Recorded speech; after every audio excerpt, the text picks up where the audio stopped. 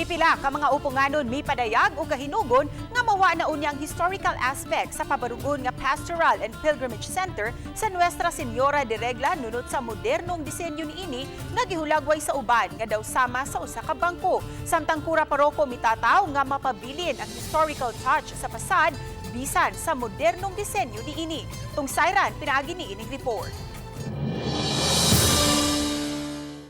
Setyembre sa miaging tuig, gisugdan pagpabarog kining 5 ka andanang Pastoral and Pilgrimage Center sa Nuestra Señora de la Regla. Aduna kini basement parking, mga function rooms ug dormitory alang sa mga pilgrim nga mga tagalagyong probinsya. Ang perspective sa building nga gimontar sa nagkadiyang dapit sa simbahan, nakaani ug kahinugon ilabi na niadtong madasigong pundok nga gustong mapabilin ang kasaysayan niini.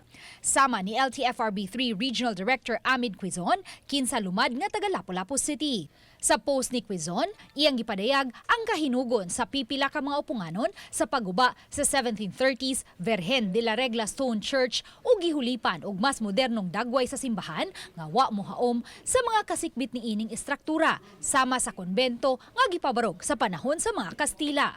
Dugang ni Quizon nga samtang wa nay mahimo pa aron mapabalik ang orihinal nga stone church sa Birhen sa Regla apan may mahimo pa alang sa ubang mga estruktura. Sama na lang ni anang gipabarog nga Pastoral and Pilgrimage Center nga ang disenyo wala mohaom sa historic landmark sa Dakbayan. Gidasunan usab kini sa iyang asawa nga si Lapu-Lapu City Councilor Annabeth Quizon. I share the sentiment of Ahmed nga at least pa i-maintain lang nato ang mga elements of the kanang architecture diha dapita kay kana magong poblasyon, especially diha sa simbahan, sa kumbento, diha sa tulay, mao man gud na siya kanang kintahay gitawag nato historic place o sa historic place sa Lapu-Lapu City aside sa atong Liberty Shrine. Dugang sa konsehala, gisukip unta bisan sa architectural design sa fasad niini nga mo complement sa ubang mga edipisyo sa dapit. Ko at least i-maintain lang nato pa maski diha lang sa fasad.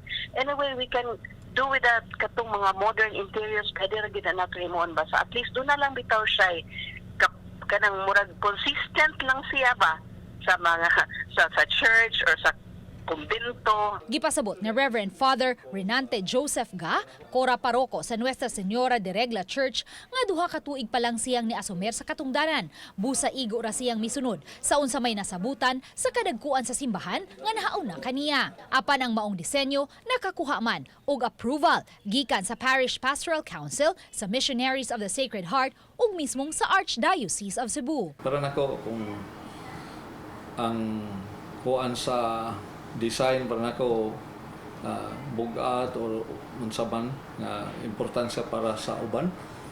Para nako ang kagamitan ni ning maong struktura may labing importante. Dugang ni Father Ga, may mga sugyot man silang nakuha gikan sa Archdiocese kabahin sa disenyo sa fasad niini nga mailagi hapon nga ang estruktura iya sa simbahan. Lisod kayo maghukom based lang sa pictures lang nga atong nakitaan. So wala pa man gyud siya na human. So kung pwede, huwaton lang natong mahuman. So naigi-suggest actually nga will taken ni Father Brian para ma-preserve ra gyapon ang atong marka isip shrine sa Nuestra Señora Virgen sa Regla. Samtang gipasabot sa kapitan sa barangay poblasyon nga miagi man og public hearing ang maong edipisyo ug positibo man usab ang pagdawat niini sa mga mulupyo sa dapit. Okay raman siguro o may problema na. Ang kuan lang nga matarong na kay dili katong sauna nga building da dili gito tarong. Gamay ra pod kay ito. Motong ilang ipadakan so at least naagi kausaban. Uban ni Marlon Melgazo ug Rod Prado, Luan Merondina. Balitang Bisdak.